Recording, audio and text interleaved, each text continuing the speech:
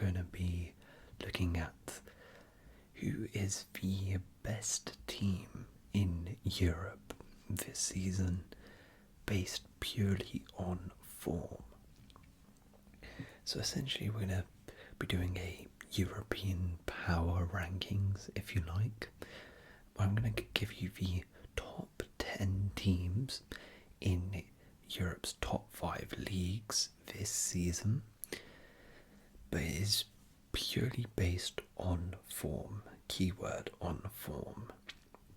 So, just because I put a team in number 10, for example, it does not mean I think they are worse than the team in number 1, or it doesn't mean that I think the team in number 1 will beat every single team in the world. It just means that this season, the team in number 1 have had a better season than the team in number 10. Okay? So it's purely based on how they have performed this season in all competitions, and I put them in order from 10 to 1. I'll give some honourable mentions at the end as well, but of course let me know if anybody should have made a list, where you would put clubs on this list, because I know a lot of people may disagree with this, but it's just my opinion. Of course, put yours in the comments below, and maybe we'll try and update this, if you guys like this, in a few months' time, potentially towards the end of the season, and see how things have changed. But this is just as a recording as well. So, without further ado, let's begin with number 10, Arsenal. Now, Arsenal are not without their issues. David Raya hasn't proven a major upgrade on Aaron Ramsdale in goal. Doubts remain over whether Gabriel Jesus is really prolific enough to spearhead a team with serious aspirations. And overall, Arsenal's attack has been very poor this year. Arsenal recently lost 3 games in a row, scoring just once in those 3, and many believe Arsenal don't have what it takes to win the league this year. They've kind of just been grinding out a lot of results, getting a lot of late winners. All that being said though, Declan Rice has proved an excellent addition in midfield. William Saliba has been playing really good this year, and we mustn't forget the position they are currently in, and also their start to the season. Arsenal were top of the league for a large portion of this year, having beaten Man City in the league for the first time in years. Arsenal also enjoyed their first appearance in the Champions League group stage since the 16-17 season.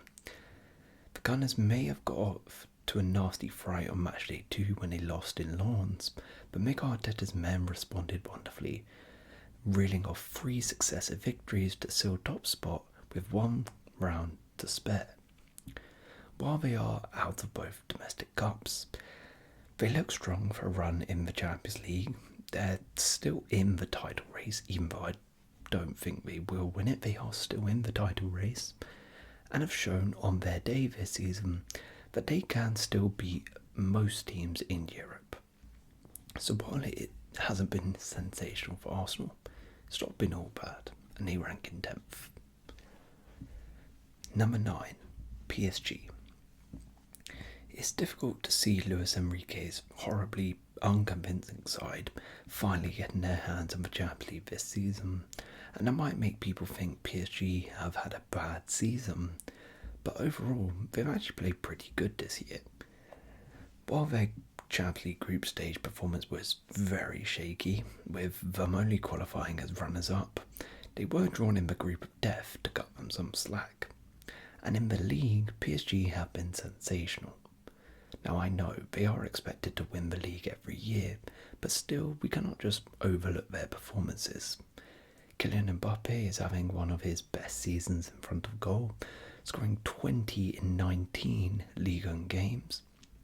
Teenage midfielder Warren Zaïre-Emery has emerged as a truly special talent, and PSG, who started the season off shaky, have really started to click under Luis Enrique. They are on a current 14-game unbeaten run in all competitions and haven't lost in the league since their 5th game of the season, which is their only loss in the league. So while it's Ligue 1, PSG have played some very good stuff and made light work of the league. I understand they have looked dodgy in the Champions League, which is the reason why I can't rank them higher, but they have done really, really well in the league. Number 8, Bayern Munich. Bayern haven't always convinced this season, in all competitions actually, but one thing is beyond dispute.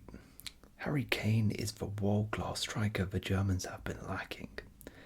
With the multi-talented England international leading the line and a star-studded squad, Bayern have had enough talent to cover up their mishaps this year.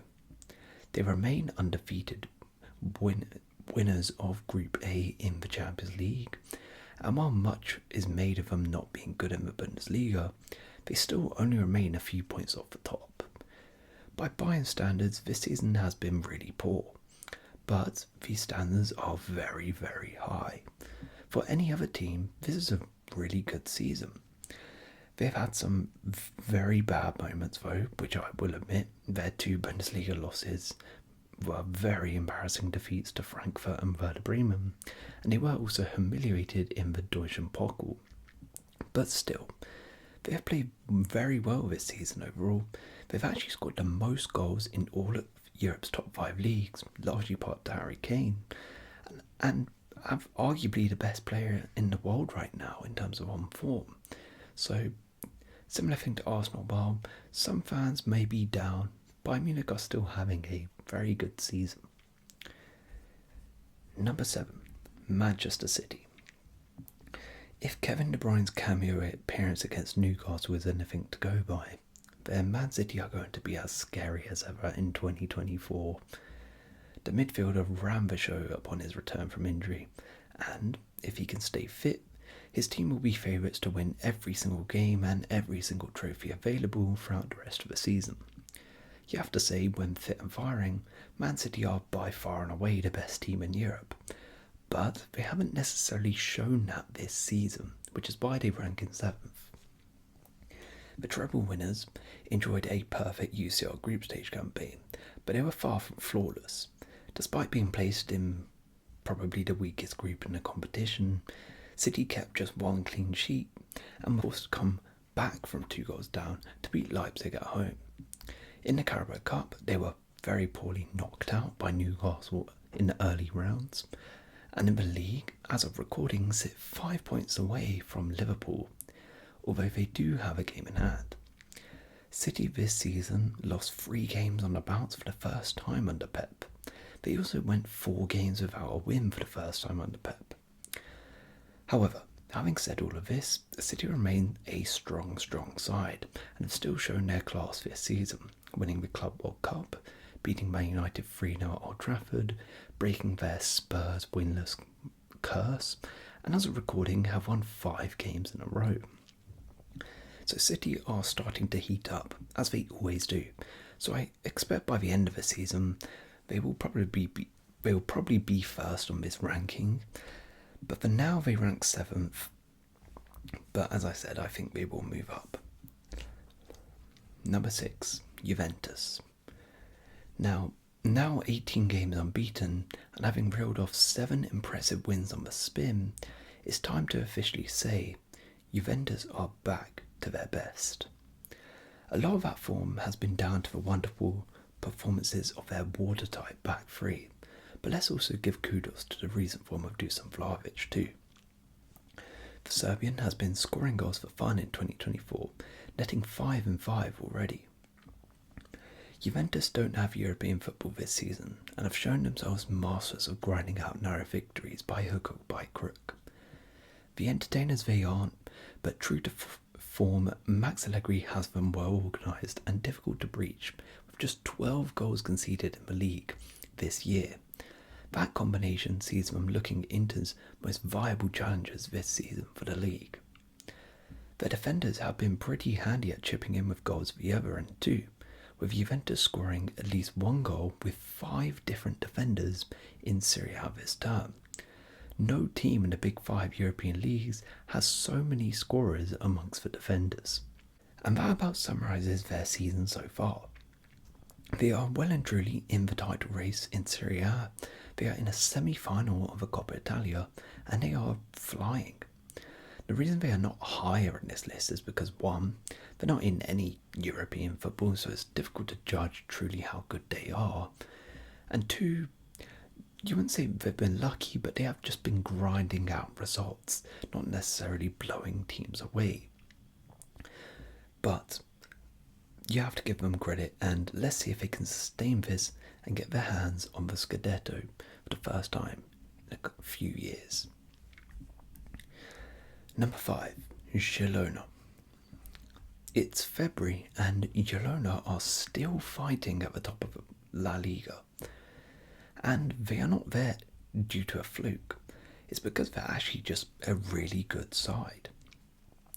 Girona have had some incredible results this season, smashing Barcelona 4-2 in their own stadium, a 91st minute winner versus Atletico Madrid, and a 5-1 smashing at Sevilla's stadium. 7 years after playing in the competition for the first time, Girona are fighting at the top. Mikel and his team deserve it, as they are tearing up Spanish football right now. Artem Dobek was the hero against Sevilla, and Jude Bellingham no longer stands alone as La Liga's top scorer, joined on 15 goals with Dovek. Out wide, the brilliant young Brazilian Savio is tearing apart defences and looks set to play for Man City. At right back, there is the diminutive Yan Couto on loan from Man City. Left back Miguel Gutierrez moves inside to cause confusion. He plays as if he is in the midfield. In the actual midfield, Ivan Martin and Porto find time and space where there is none. The whole team is absolutely sensational right now. They are thriving, playing some truly liquid football, some of the best football in Europe. They scored a sensational 52 goals in the league, which is the second most of any club in Europe's top 5 leagues, and are one of Europe's most informed teams. Similar thing to Juventus, I can't rank them higher as they are not in European competition, and whether or not they will sustain this and win the league, I'm not sure about that, but they are doing a great job right now. Number 4, Inter Milan. Inter have already won a trophy this year with their dramatic win over Napoli, courtesy of a last-minute strike from Lautaro Martinez, securing the Supercoppa for the Nerazzurri. And if their recent form in the league and on the continent is anything to go by, it won't be the last trophy they win this season either. They sit top of the league with just one loss in the league this season. They have been free-flowing at points this season, with a whopping 50 goals in the league scored already, courtesy of the lethal strike partnership of Lautaro and Marcus Thuram. But their defence in particular has been incredible, with the Serie A table toppers only conceding 10 goals in 20 games, keeping 12 clean sheets in the process. That is the best defensive record in the top 5 leagues. The Nerazzurri boast the best goal difference also across Europe's major leagues, having also registered the second best attacking return. Front-to-back excellence. The only reason they rank lower is because in the Champions League they didn't do great and showed some flaws, finishing second in a group they were very much expected to win. But besides that, it's been absolutely incredible by Inter. Number 3, Real Madrid. Real Madrid may not have replaced Karim Benzema during the summer, but even in spite of an injury to Vinny Jr., scoring goals has not been a problem for Los Blancos, primarily due to Jude Bellingham, who is on form, one of the best players in the world right now. Carlo Ancelotti's side haven't been exactly outstanding in each and every game this season, but they have still managed to get results. They had a perfect UCL group stage campaign, winning all of their games, and proved particularly impressive in their meetings with Napoli, against whom they netted 7 times. They embarrassed Barcelona in the Supercoppa, as well as beating them in the league, and they currently sit top of La Liga by 2 points, with 1 loss all season in all competitions in 90 minutes. It's even more impressive considering they have had a lot of injuries this season, but they still look really, really good and are grinding out results this season in almost every competition besides the Copa del Rey, where they were knocked out, which slightly blemishes their record. But besides that, it's been superb. Okay, number 2, Liverpool. Liverpool are flying. Cup final? Check. Top of the Premier League? Check. Things are going quite well for Liverpool at the moment. Jurgen Klopp's side are scoring goals for fun and not conceding too many at the other end either, thanks to the brilliance of Virgil van Dijk. That is how you win games of football, if you didn't know already. They've lost just one game all season as of recording. As I mentioned, are in the cup final of the Carabao Cup. They're still in the FA Cup, having knocked out Arsenal, and look like they're not going to fall away in this title race anytime soon. Oh yeah, and they're also in the round of 16 of the Europa League. This season could be a truly special one for Klopp in his final year with Liverpool, and Liverpool on form are for me the second best team in the whole of Europe right now, which is crazy as many, me included, view this as a more transitional season for them. What's worrying is, even without Salah in the side when he was injured and at AFCON, they still scored bucket loads of goals and won every single game without him. Liverpool are truly back to their best. Okay, and in at number 1, if you haven't guessed it already, the best team for me on form this season so far in Europe's top 5 leagues is Bayer Leverkusen. Bundesliga table toppers Bayer Leverkusen have been a joy to watch under Xabi Alonso this season. They remain unbeaten in all competitions, including the Europa League, and have only dropped 6 points all season.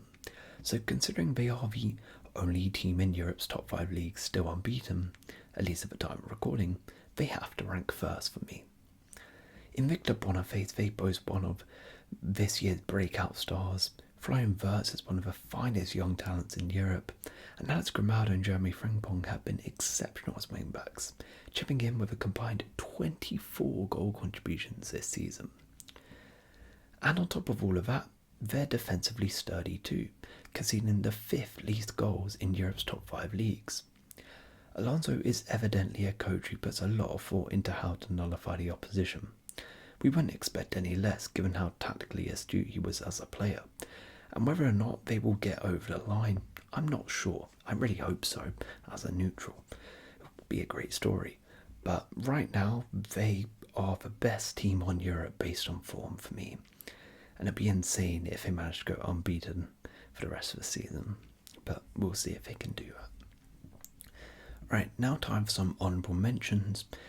We have Aston Villa, who were very close in getting in, but they've just fallen off a little bit in the league and have been a bit unconvincing in the Conference League, so they just didn't get in there. Atletico Madrid have been really, really good in the Champions League, not Real Madrid out in the Copa del Rey, but in the league have been a bit on and off. They have 5 losses in the league, so I couldn't really include them for that.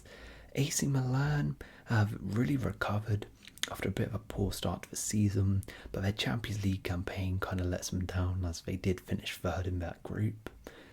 Spurs also deserve a mention. They've been playing some of the best football in Europe, but they are knocked out of all competitions, which is not ideal, and have dropped a lot of points from winning positions. Also, Real Sociedad have been superb in the Champions League. They topped their group ahead of Inter Milan, who are ranked 4th on this, but in the league they've been poor, but they've just been a bit mediocre. I think they're 5th or 4th right now, so I couldn't include them for that, but there we go. That is my ranking of the 10 most informed teams in Europe's top 5 leagues. Do you agree or disagree with those rankings? Let me know in the comments below. And if you have enjoyed, please leave a like, consider subscribing, and I'll see you in another video.